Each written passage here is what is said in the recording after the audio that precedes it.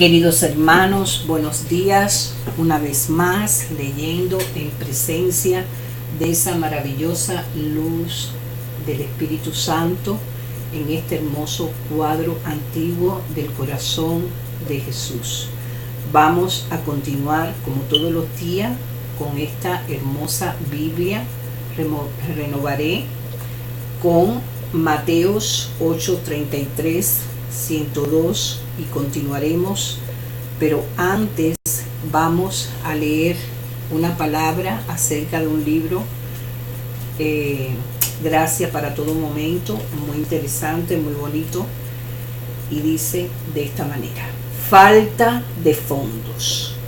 Al que no obra, sino cree en aquel que justifica al impío, su fe le es contada por justicia. Romanos 4:5. Si Cristo no nos hubiera cubierto con su gracia, estaríamos sobregirados en nuestra cuenta del Banco Celestial, en lo que a bondad se refiere. Tendríamos fondos insuficientes, santidad inadecuada. Dios exige cierto saldo de virtud a nuestro favor, y eso es más de lo que cualquiera de nosotros puede tener por sí solo. Nuestra cuenta de santidad, nuestra falta de fondo, y solo Él, que es santo, verá al Señor. ¿Qué podemos hacer?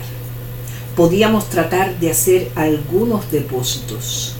Quizás, si saludo a mi vecino o elogio a mi cónyuge, o voy a la iglesia el domingo próximo, podré ponerme al día. Pero, ¿cómo sabes cuando has hecho suficiente? Si estás tratando de justificar tu estado de cuentas, olvídese de que puedas tener paz. Tratas de justificar una deuda que no puedes saldar. Es Dios quien justifica. Romanos 8:33. No perfección, sino perdón. Al que no conoció pecado, por nosotros lo hizo pecado, para que nosotros fuéramos hechos justicia de Dios en él. 2 Corintios 5:21. No fueron los romanos los que clavaron a Jesús en la cruz. No fueron los clavos los que mantuvieron a Jesús en la cruz. Lo que lo sostuvo en la cruz fue su convicción de que era necesario que Él se hiciera pecado.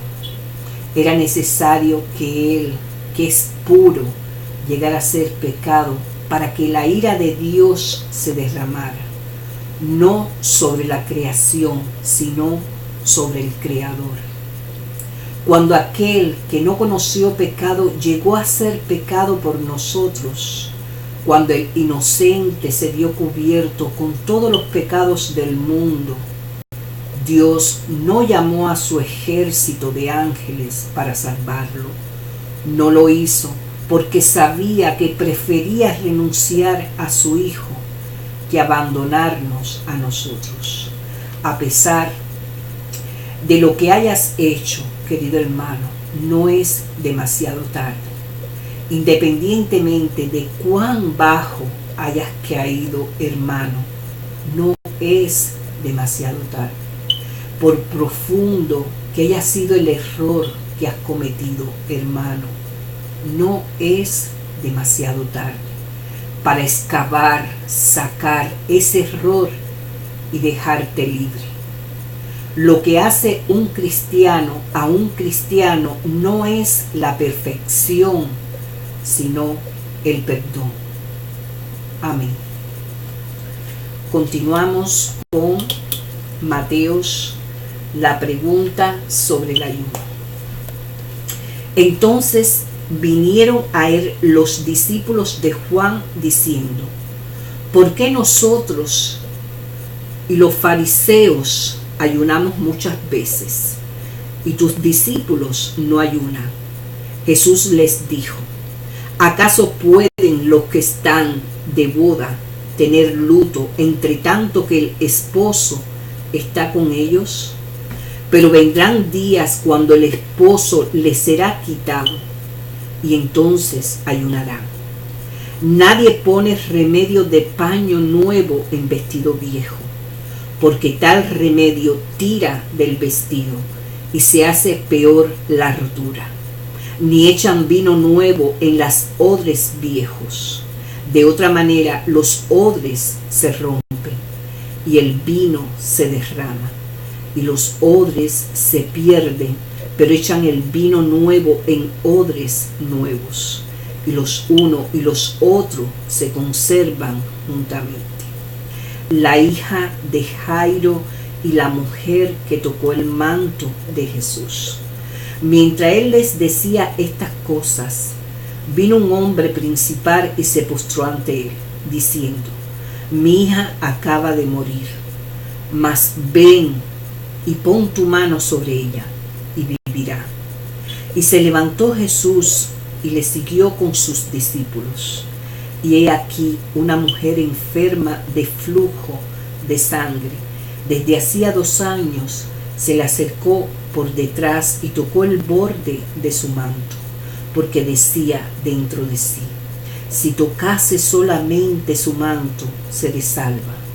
Pero Jesús, volviéndose y mirándola, dijo: ten ánimo, hija, tu fe te ha salvado. Y la mujer fue salva desde aquella hora. Al entrar Jesús en la casa del principal, viendo a los que tocaban flautas y la gente que iba alboroto, les dijo: apartaos, porque la niña no está muerta, sino duerme. Y se burlaban de él. Pero cuando la gente había sido echada fuera, entró y tomó de la mano a la niña, y ella se levantó, y se difundió la fama de esto por toda aquella tierra. 2 ciegos reciben la vista. Pasando Jesús de allí, le siguieron 2 ciegos, dando voces y diciendo: ten misericordia de nosotros, hijo de David. Y llegada a la casa, vinieron a él los ciegos, y Jesús les dijo: ¿creéis que puedo hacer esto? Ellos dijeron: sí, Señor. Entonces le tocó los ojos, diciendo: conforme a vuestra fe os sea hecho. Y los ojos de ellos fueron abiertos, y Jesús les encargó rigurosamente, diciendo: mirad que nadie lo sepa. Pero salidos ellos, divulgaron la fama de él por toda aquella tierra. Un mudo habla. Mientras salían ellos de allí, le trajeron un mudo endemoniado, y echando fuera el demonio, el mudo habló. Y la gente se maravillaba y decía: nunca se ha visto cosa semejante en Israel. Pero los fariseos decían: por el príncipe de los demonios, echa fuera los demonios. La mies es mucha. Recorría Jesús todas las ciudades y aldeas, enseñando en las sinagogas de ellos, y predicando el evangelio del reino, y sanando toda enfermedad y toda dolencia en el pueblo. Y al ver las multitudes, tuvo compasión de ellas, porque estaban desamparadas y dispersas como ovejas que no tienen pastor. Entonces dijo a sus discípulos: a la verdad la mies es mucha, mas los obreros pocos. Rogad pues al Señor de la mies que envíe obreros a su mies. Elección de los 12 apóstoles. 10. Entonces, llamando a sus 12 apóstoles, a sus 12 discípulos, les dio autoridad sobre los espíritus inmundos, para que los echasen fuera, y para sanar toda enfermedad y toda dolencia. Los nombres de los 12 apóstoles son estos: primero, Simón, llamado Pedro, y Andrés su hermano, Jacobo, hijo de Zebedeo, y Juan su hermano, Felipe, Bartolomé, Tomás, Mateo el publicano, Jacobo, hijo de Alfeo, Lebeo, por sobrenombre Tadeo, Simón el cananista, y Judas Iscariote, el que también le entregó. Misión de los 12. A estos 12 envió Jesús y les dio instrucciones diciendo: por camino de gentiles no vayáis, y en ciudad de samaritanos no entréis, sino id antes a las ovejas perdidas de la casa de Israel. Y yendo, predicad diciendo: el reino de los cielos se ha acercado. Sanad enfermos, limpiad leprosos, resucitad muertos, echad fuera demonios. De gracias revistéis, dad de gracia. No os proveáis de oro, ni plata, ni cobre en vuestros cintos, ni de alforja para el camino, ni de 2 túnicas, ni de calzado, ni de bordón, porque el obrero es digno de su alimento. Mas en cualquier ciudad o aldea donde entréis, informaos quién en ella sea digno, y posad allí hasta que salgáis. Y al entrar en la casa, saludadla, y si la casa fuera digna, vuestra paz vendrá sobre ella. Mas si no fuera digna, vuestra paz se volverá a vosotros.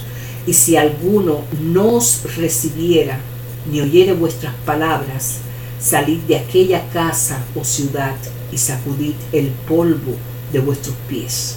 De cierto os digo que en el día del juicio será más tolerable el castigo para la tierra de Sodoma y de Gomorra que para aquella ciudad. Persecuciones venideras. He aquí, yo os envío como a ovejas en medio de lobos. Sed pues prudentes como serpientes y sencillos como palomas, y guardaos de los hombres, porque os entregarán a los concilios, y en sus sinagogas os azotarán.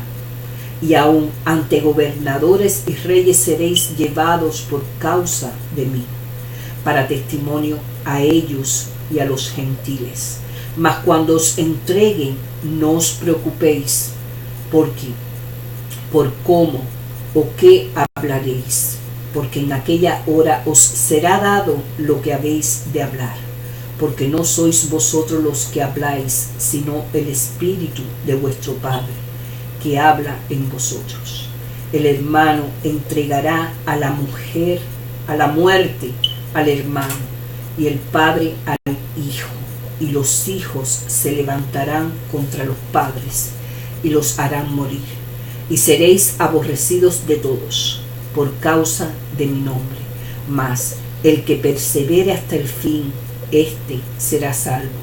Cuando os persigan en esta ciudad, huid a la otra, porque de cierto os digo que no acabaréis de recorrer todas las ciudades de Israel antes que venga el Hijo del Hombre.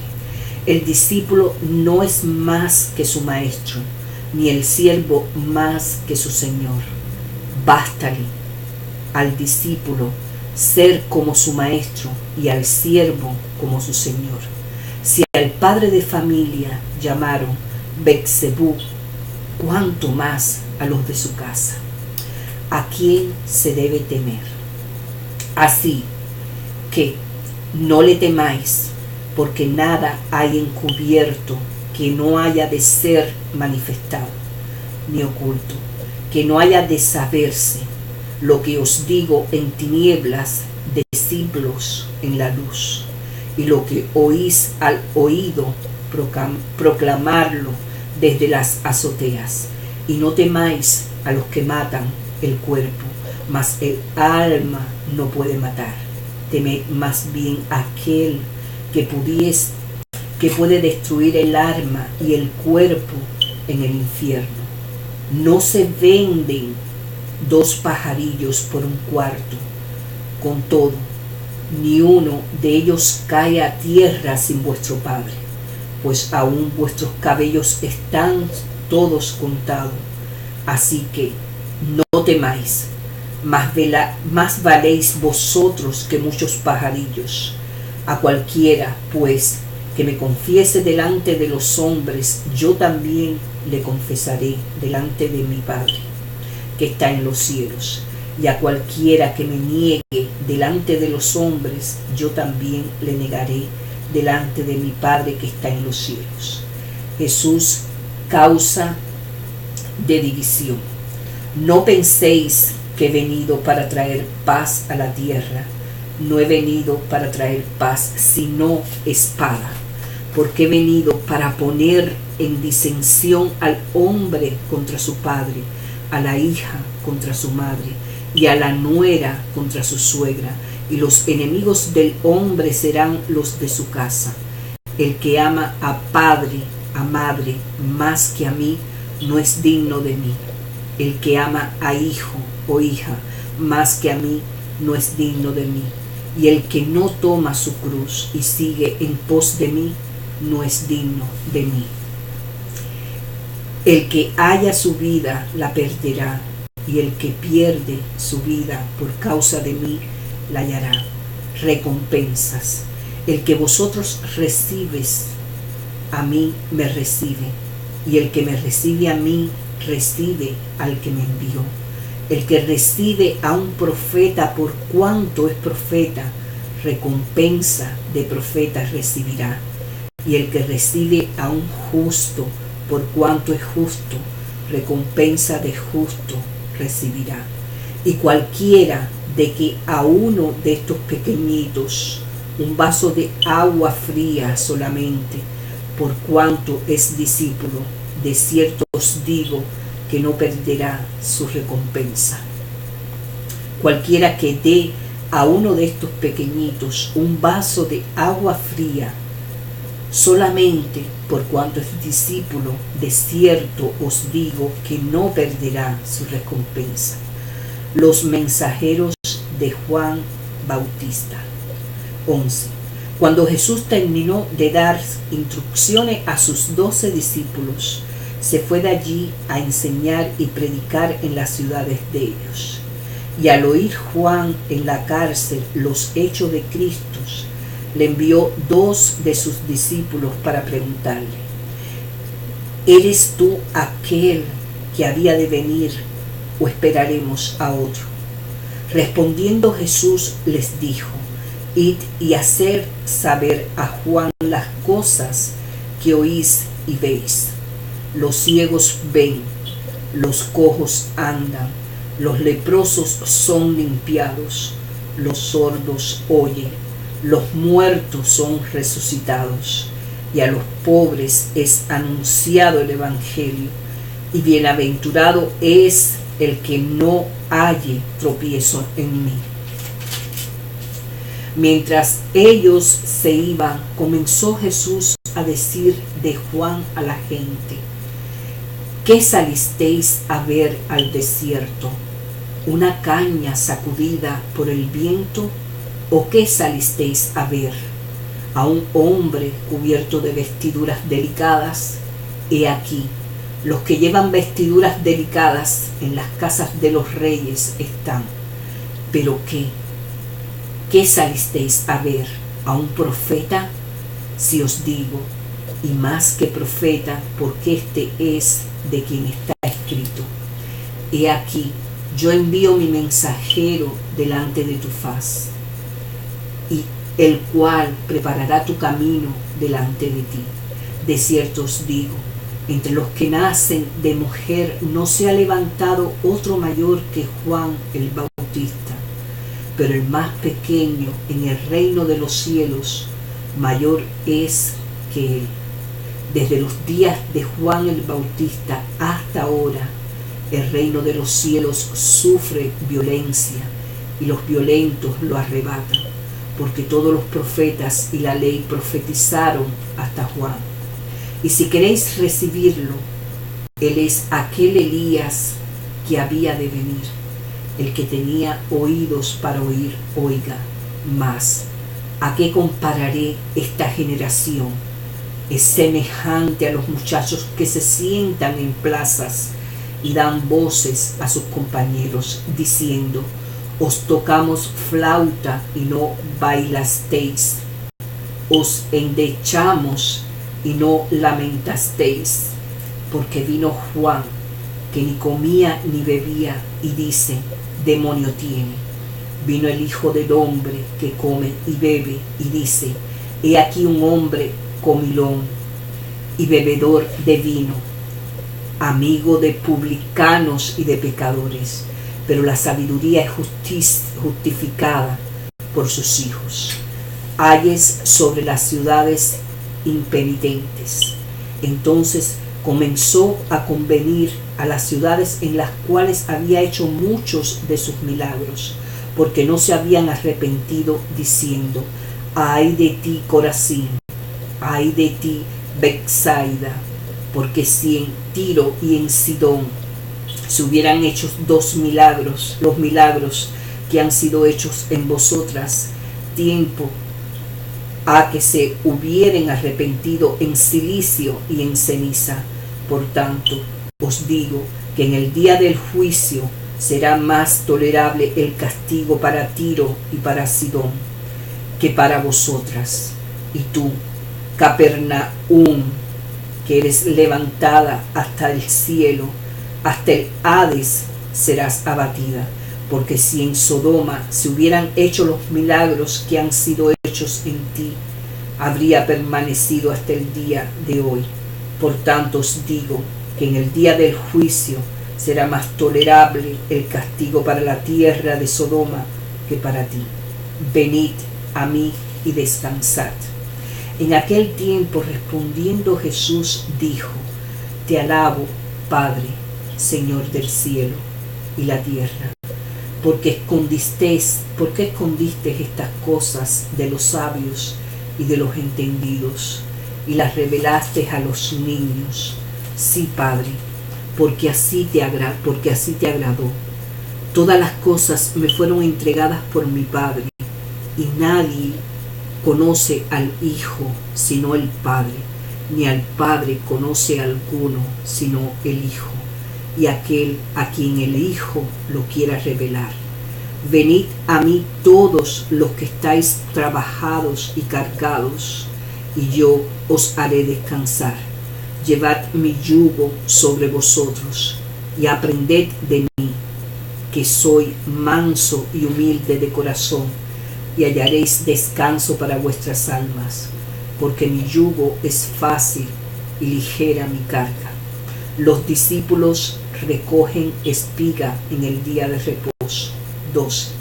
En aquel tiempo iba Jesús por los sembrados en un día de reposo, y sus discípulos tuvieron hambre y comenzaron a arrancar espigas y a comer. Viéndolo los fariseos le dijeron: he aquí tus discípulos hacen lo que no es lícito hacer en el día de reposo.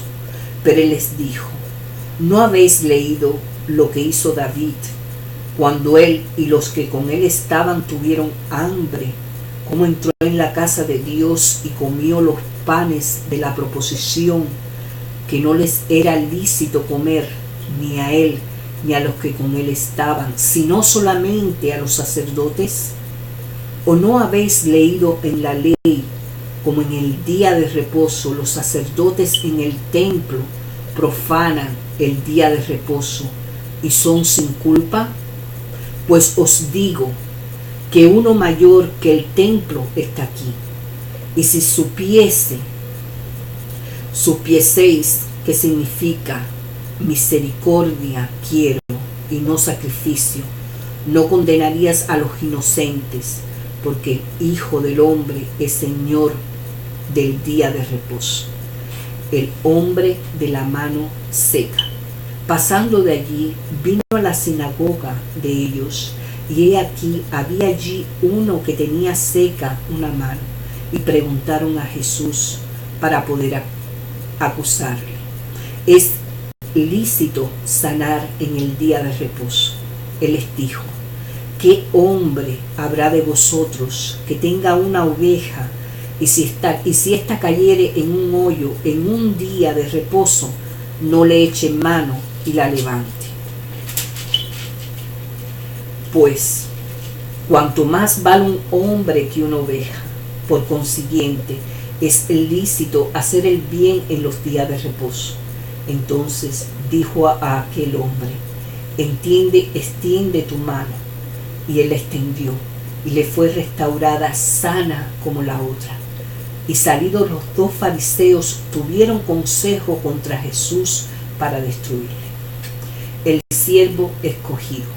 Sabiendo esto, Jesús se apartó de allí y le siguió mucha gente, y sanaba a todos y les encargaba rigurosamente que no le descubriesen, para que se cumpliese lo dicho por el profeta Isaías, cuando dijo: he aquí mi siervo a quien he escogido, mi amado en quien me agrada mi alma. Pondré mi espíritu sobre él, y a los gentiles anunciará juicio. No contenderá, ni voceará, ni nadie oirá en las calles su voz. La caña acascada no quebrará, y el pábilo que humea no apagará, hasta que saque a victoria el juicio, y en su nombre esperarán los gentiles. La blasfemia contra el Espíritu Santo. Entonces fue traído a él un endemoniado, ciego y mudo, y le sanó de tal manera que el ciego y mudo veía y hablaba. Y toda la gente estaba atónita y decía: ¿será este aquel hijo de David? Mas los fariseos al oírlo decían: este no echa fuera los demonios sino por Beelzebú, príncipe de los demonios.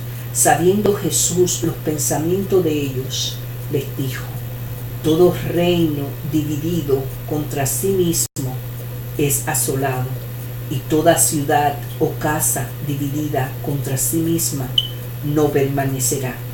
Y si Satanás echa fuera a Satanás, contra sí mismo está dividido. ¿Cómo pues permanecerá su reino?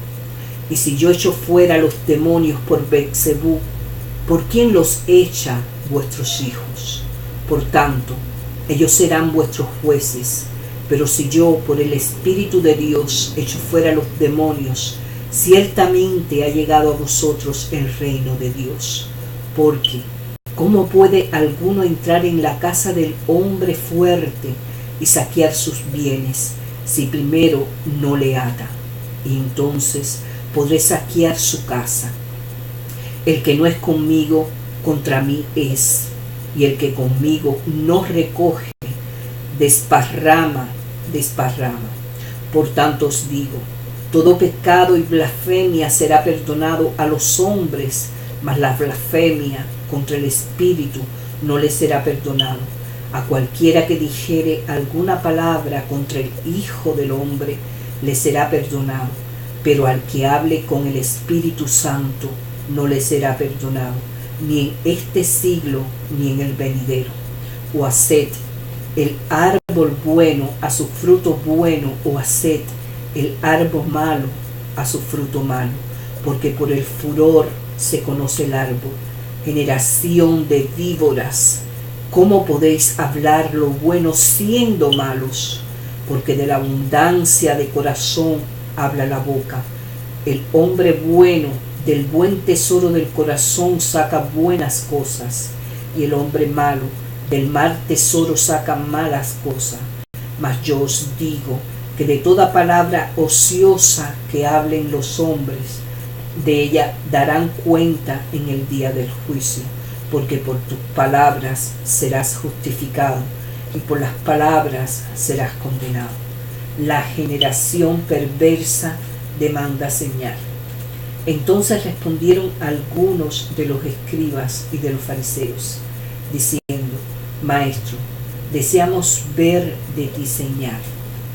Él respondió y les dijo: la generación mala y adúltera demanda señal, pero señal no le será dada, sino la señal del profeta Jonás.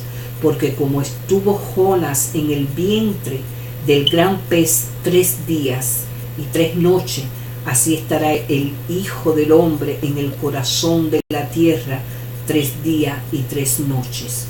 Los nombres de Ninive se levantarán en el juicio con esta generación y la condenarán, porque ellos se arrepintieron a la predicación de Jonás. Y he aquí, más que Jonás en este lugar, la reina del sur se levantará en el juicio con esta generación y la condenará, porque ella vino de los fines de la tierra para oír la sabiduría de Salomón. Y he aquí, más que Salomón en este lugar, el espíritu inmundo que vuelve. Cuando el espíritu inmundo sale del hombre, anda por lugares secos buscando reposo y no la halla. Entonces dice: volveré a mi casa de donde salí. Y cuando llega, la halla desocupada, barrida y adornada. Entonces va y toma consigo otros 7 espíritus peores que él. Y entrados mora allí, y el postre estado de aquel hombre viene a ser peor que el primero. Así también acontecerá a esta mala generación. La madre y los hermanos de Jesús. Mientras él aún hablaba a la gente de aquí, he aquí, su madre y sus hermanos estaban fuera y le querían hablar. Y le dijo uno: he aquí, tu madre y tus hermanos están afuera y te quieren hablar. Respondiendo él al que le decía esto, dijo: ¿quién es mi madre y quiénes son mis hermanos? Y extendiendo su mano hacia sus discípulos, dijo: he aquí mi madre y mis hermanos, porque todo aquel que hace la voluntad de mi Padre que está en los cielos, ese es mi hermano y hermana y madre.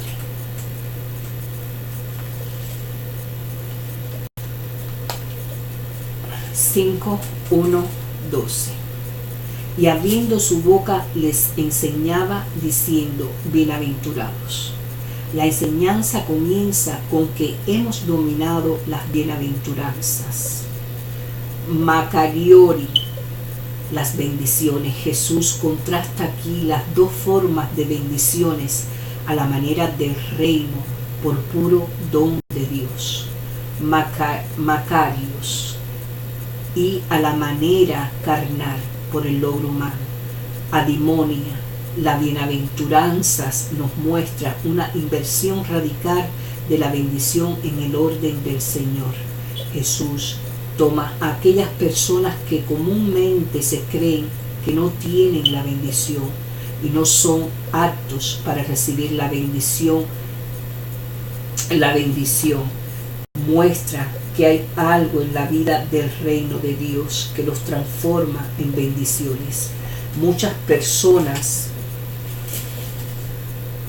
personas simplemente no pueden captar esta inversión radical que Jesús hace aquí. Por ejemplo, en la primera bienaventuranza, bienaventurados los pobres en espíritu. La frase pobres en espíritu, hoy tokoi, to neumati, simplemente significa los que tienen carencias en las cosas espirituales, los ingenuos, los que no tienen talento, los que no son religiosamente sofisticados. Esto es tan opuesto a nuestra manera humana de pensar respecto a quién es una persona acomodada, que muchos traductores ingleses de la Biblia no logran traducirlo en forma directa. Con frecuencia agregan algo como tener conciencia de la pobreza espiritual, lo que por supuesto le quita el aguijón a la enseñanza. ¿Y qué es lo que hace que estas personas no bendecidas y que no parecen aptas para ser bendecidas se transformen en aptas.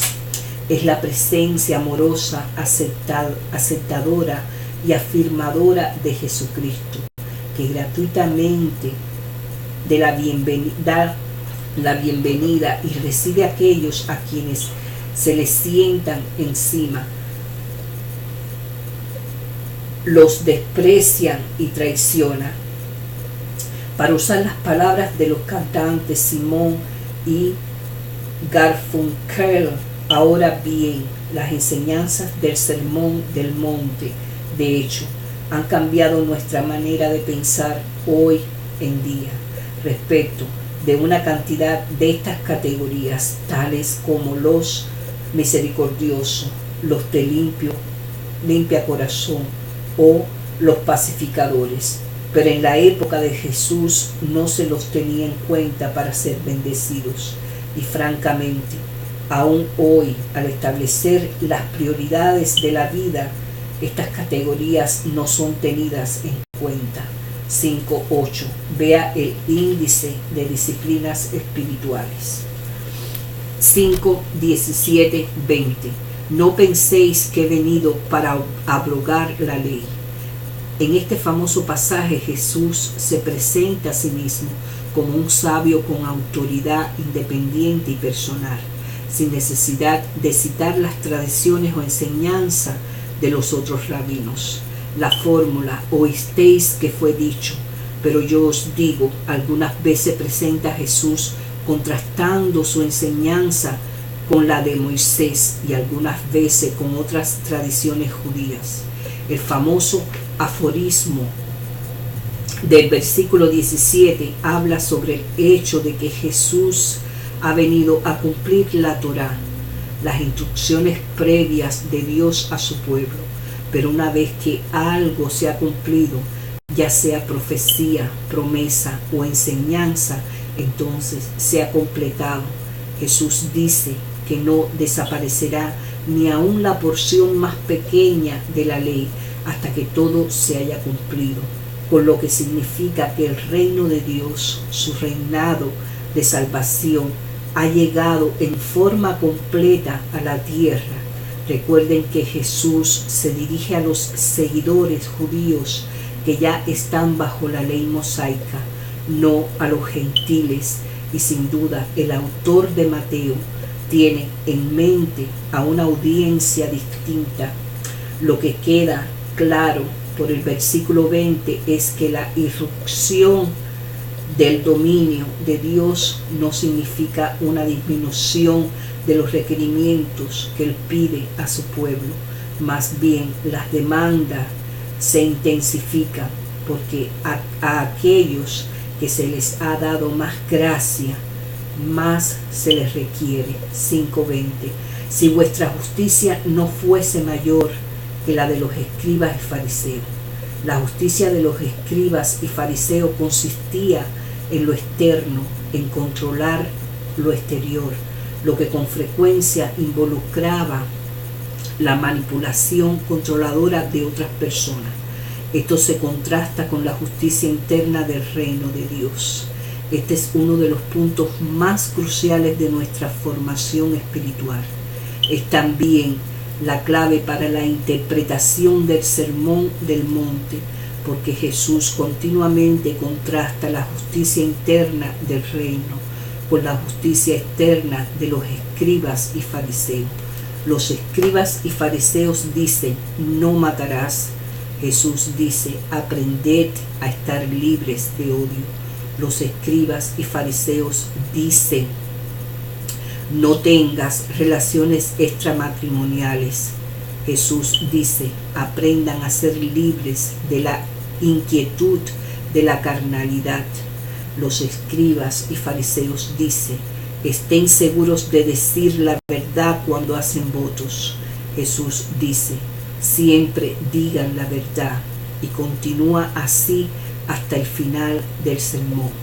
5:21-26. Oísteis que fue dicho. La intensificación de las demandas queda clara en esta sección.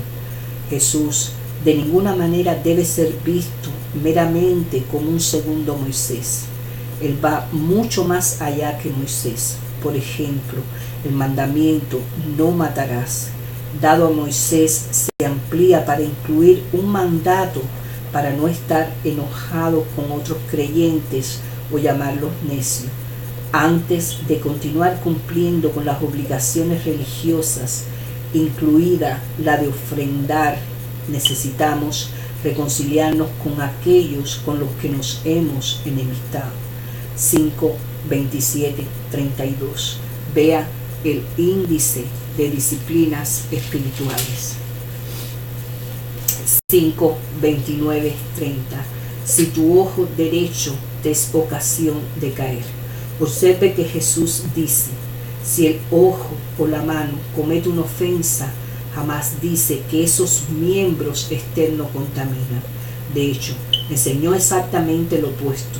Dijo que no es lo que entra al cuerpo lo que contamina, sino lo que está en el corazón. 15, 11. Eran los escribas y fariseos quienes decían que los asuntos externos se debían tener en cuenta. En realidad, había un grupo extremadamente estricto, llamado los fariseos, heridos y golpeados, que cerraban los ojos ante la simple vista de una mujer y por lo tanto se ganaron ese sobrenombre porque se chocaban contra las paredes y los postes. Jesús, como el máximo maestro, simplemente usa un reductio ad absurdum, reducción al absurdo. Toma la misma enseñanza preferida a las cosas externas y las lleva al punto del absurdo. Si los ojos le dan ocasión para caer, no los cierren solamente, quítenselo, córtense los brazos y las piernas y entren al cielo rodando como muñones mutilados. Esa es la lógica de la rectitud externa de los escribas y fariseos. El Gehenna es una noción júdica del infierno que lo veía como un montículo de basura, de olor pestilente, donde el fuego jamás se apaga y los gusanos que comen la basura nunca mueren. 5, 43, 48. Amad a vuestros enemigos. Los estándares más altos de Jesús para sus discípulos quedan claros. Debemos manifestar perfectamente el amor que Dios tiene por todas las personas. Este llamado a amar se extiende incluso a nuestros enemigos. El amor que se demanda aquí no tiene nada que ver con las relaciones recíprocas, más bien es un asunto de dar sin pensar en recibir nada a cambio. Dios, el Padre, es caracterizado como alguien que ama y bendice en forma indiscriminada, tanto a los malos como a los buenos, y envía para ambos el sol y la lluvia que necesitan para sus cultivos y mantenimiento. 5:44.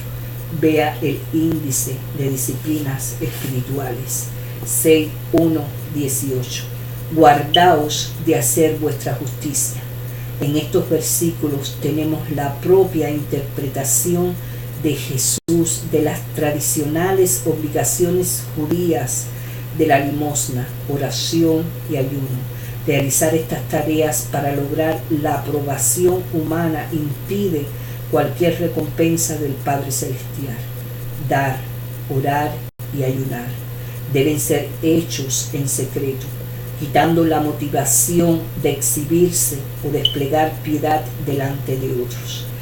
En lugar de oraciones llenas de palabras, Jesús les proporciona a sus discípulos un paradigma de oración simple, que sería mejor llamar la oración de los discípulos más que la oración de Jesús. Se dirige a Dios como Padre, permitiéndole al discípulo el mismo privilegio de Jesús y dando la connotación de una relación íntima con el Creador del universo.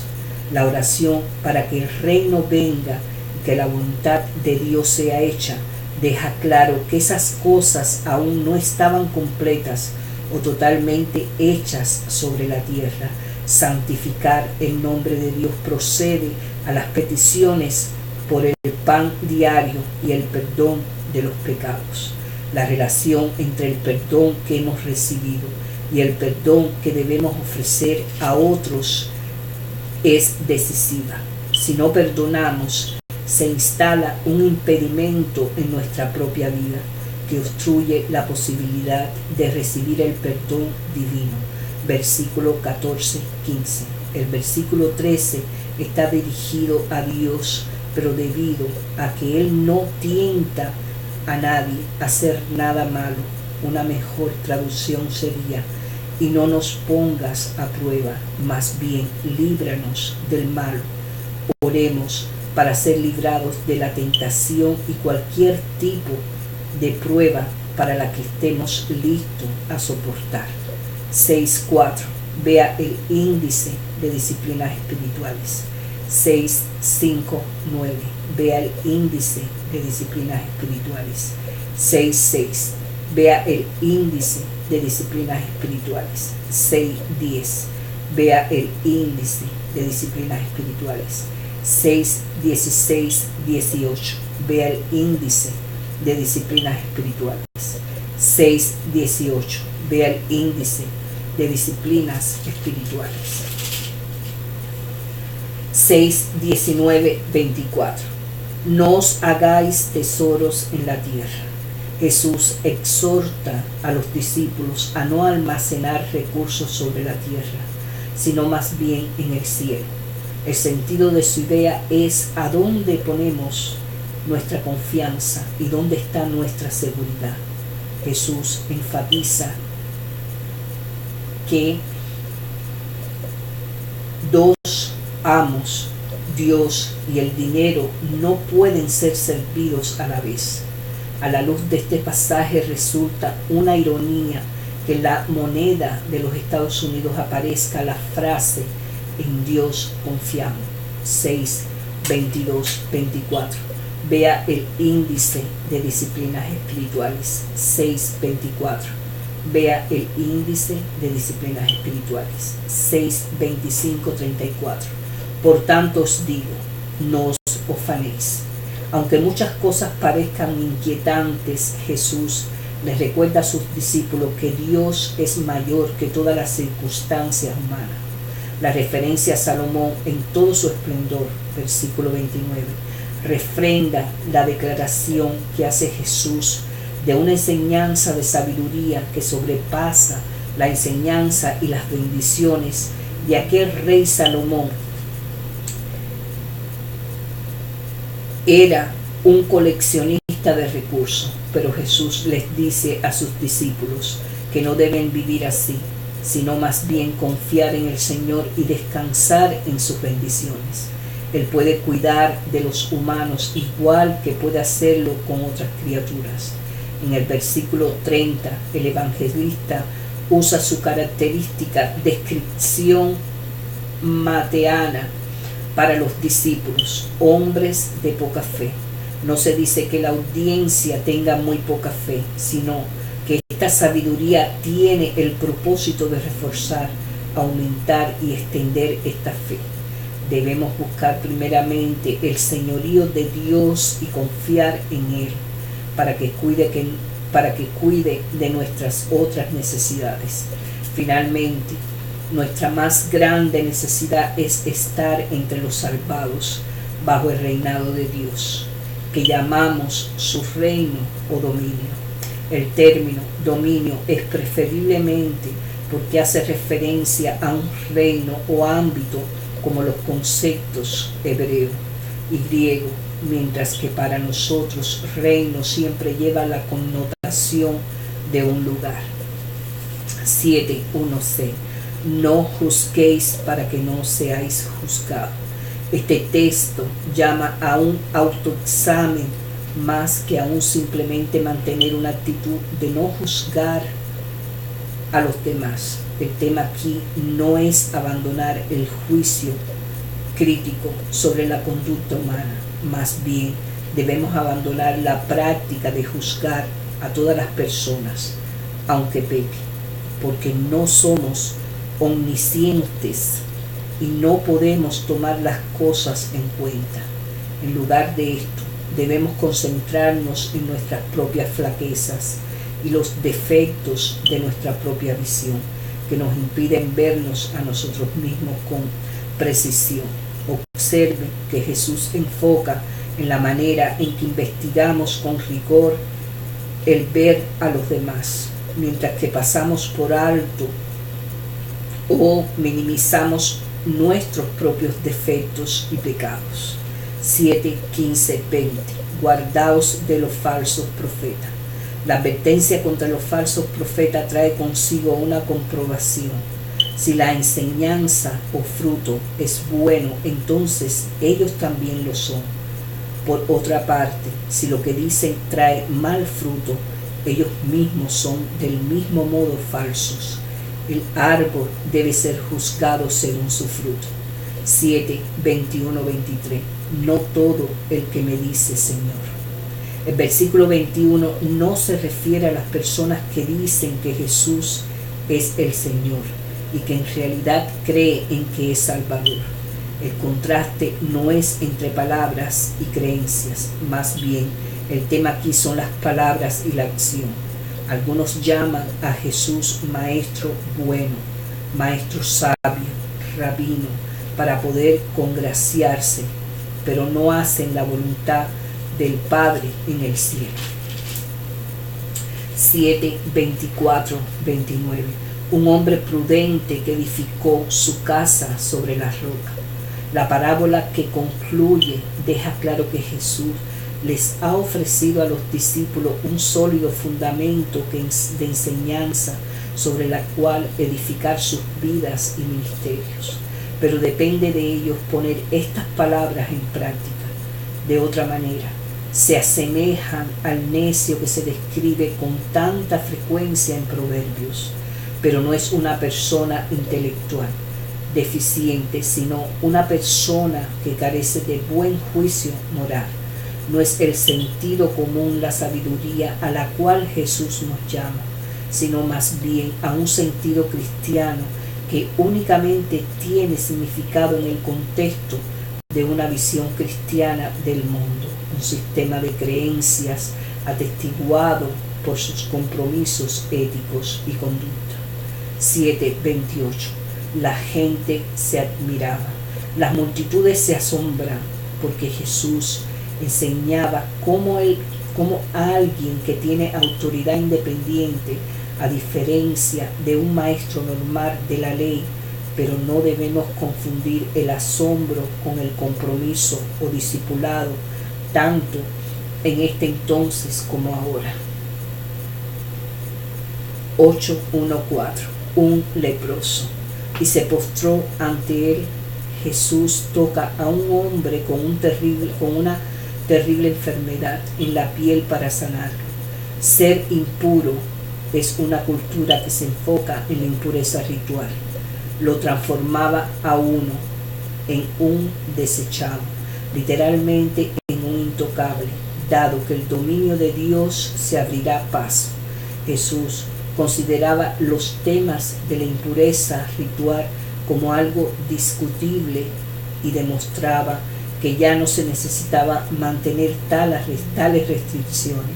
Él propone que únicamente la impureza moral contamina a una persona, lo que demuestra que Jesús era superior a Moisés, porque podía indicar cuando la ley de Moisés había sido superada.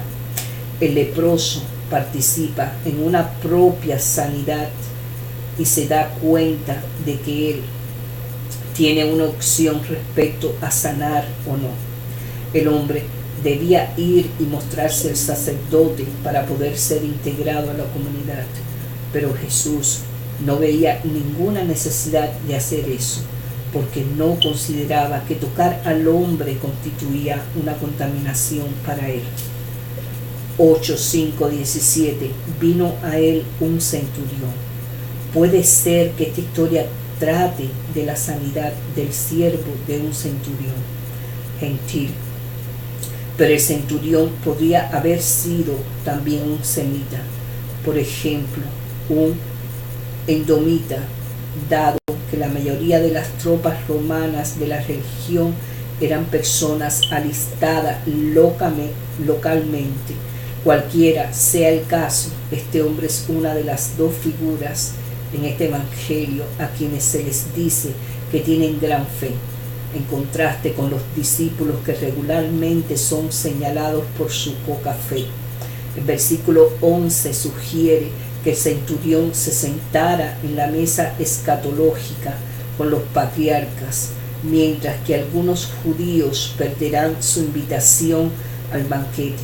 El tema del inverso es común en la tradición de Jesús y muestra que su sabiduría era de contraorden. La sanidad de la suegra de Pedro se menciona solamente al pasar. Se dice que Isaías 53:4 se cumplió a través de las sanidades de Jesús, transformándolo no solamente en una figura como Salomón, sino en la máxima figura monárquica en Isaías, el siervo sufriente que llevó las enfermedades de su pueblo y soportó sobre sí sus dolencias. 9:2-8. Un paralítico tendido sobre una cama. La historia de la sanidad del paralítico da lugar al importante tema de la relación de la enfermedad con el pecado, así como también a la pregunta que señala cuál es la autoridad de Jesús para declarar que los pecados son perdonados. En el primer asunto, Jesús sugiere que el pecado es un tema muy serio y que sin duda puede tener efectos fisiológicos. En este caso, la sanidad física debe ser tomada como indicador de que Jesús también tiene el poder de tratar con nuestra enfermedad más profunda. El pecado, el texto nos sugiere una correspondencia 1 a 1 entre enfermedad y pecado, de manera tal que una enfermedad notable indica que se trata de pecadores notables. Más bien, Jesús ha sido autorizado a perdonar pecados, nada menos que porque Él es la expresión humana del pensamiento y voluntad de Dios, la sabiduría de Dios encarnada. 9:13. Un hombre llamado Mateo, que estaba sentado al banca de los tributos públicos.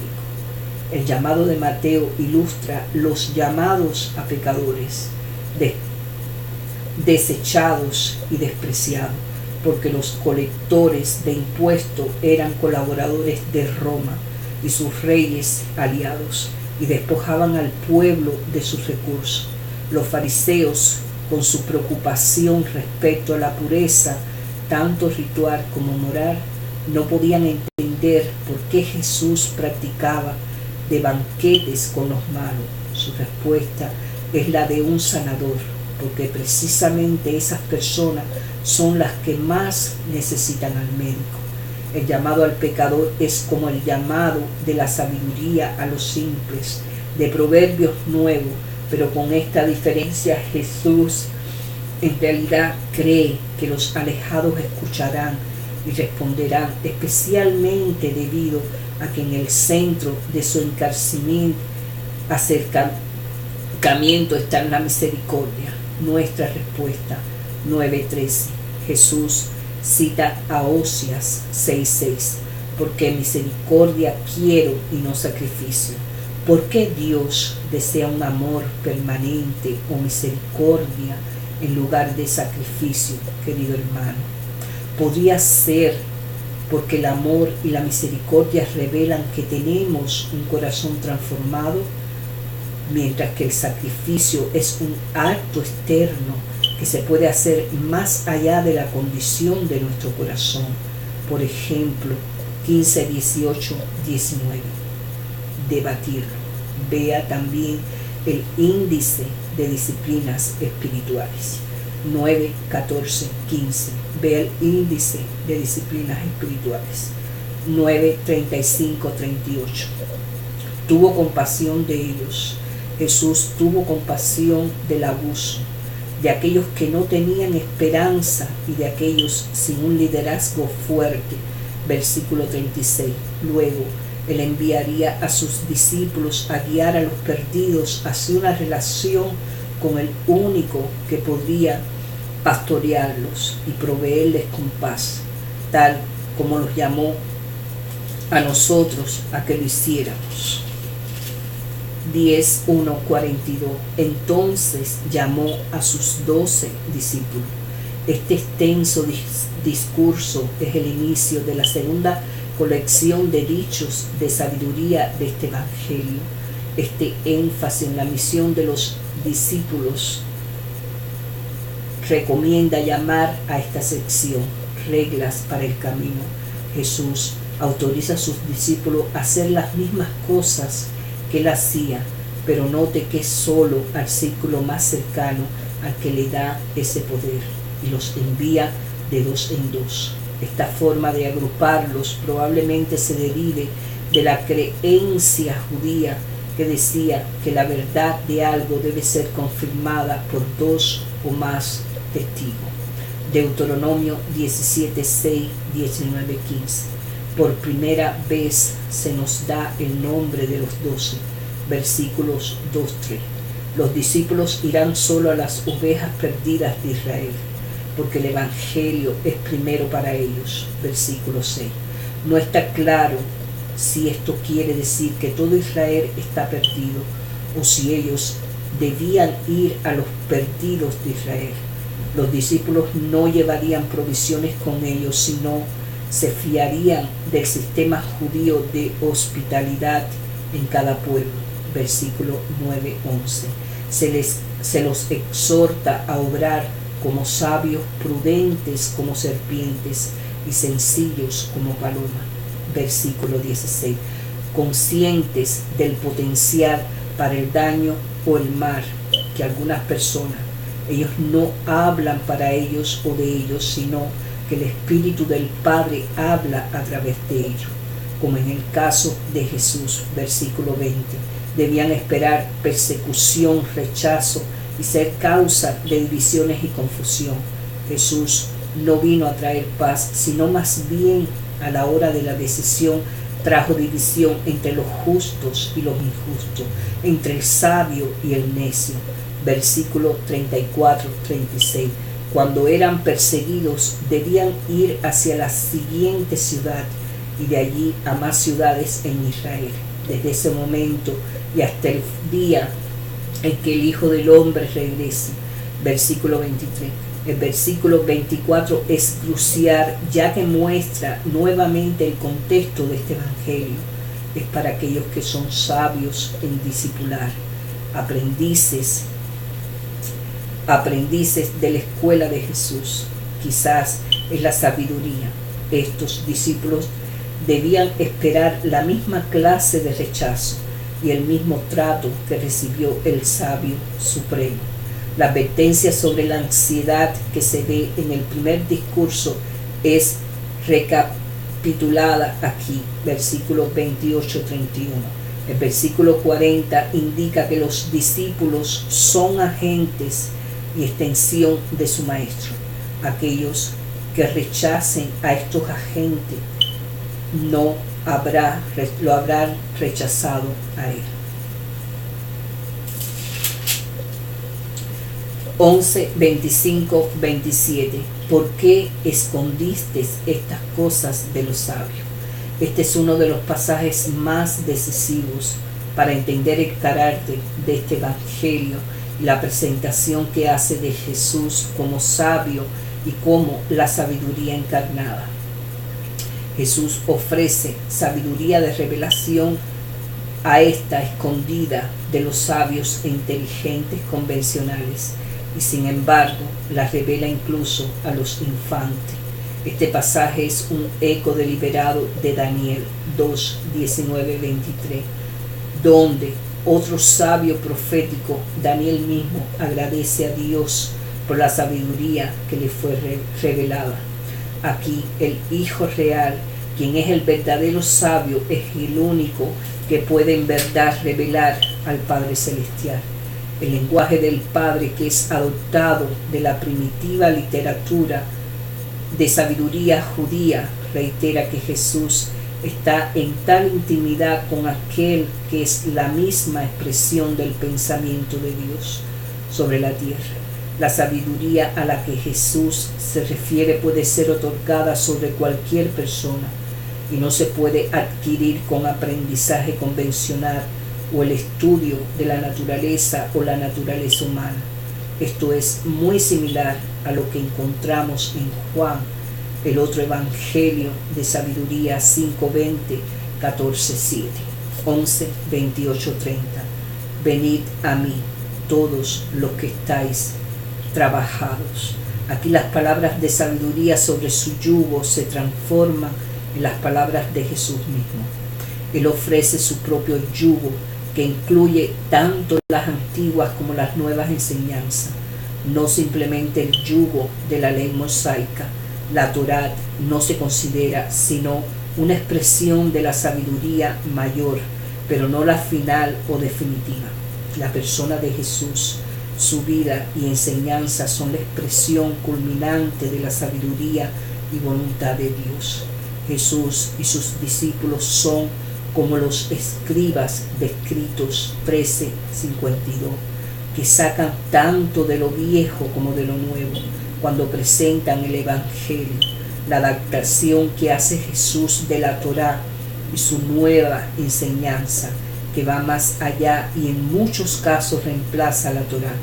Ambas se pueden describir como sabiduría. Sin embargo, el yugo de Jesús es liviano y su carga ligera, aunque sus discípulos aún tengan que asumir ese yugo y esa carga. 12:1-50. En aquel tiempo iba Jesús por los sembrados. ¿Qué sucede cuando la sabiduría que invierte el orden enfrenta resistencia? El capítulo 12 presenta una serie de diálogos y narraciones controversiales, discusiones sobre arrancar espigas y sanar en el Sabbat, exorcismo y la falta de milagro o señal que validará que Jesús poseía autoridad divina. La primera parte del capítulo concluye con la conmovedora afirmación sobre quién es Jesús, el siervo humilde de quien habló Isaías, versículo 18-21. Compare Isaías 42:1-4. Y la segunda parte incluye con la impresionante afirmación de cuál es la verdadera familia de Jesús, versículos 46-50. En ambas secciones de capítulos se trata el tema de los demonios y el exorcismo, versículos 22-32, 43-45. Esto sugiere que Jesús suscitó la mayor controversia por los exorcismos cuando actuó como el hijo de David, como Salomón, reconociendo el espíritu del mundo y sabiendo cómo tratar con él. 12:46-50. Su madre y sus hermanas estaban fuera.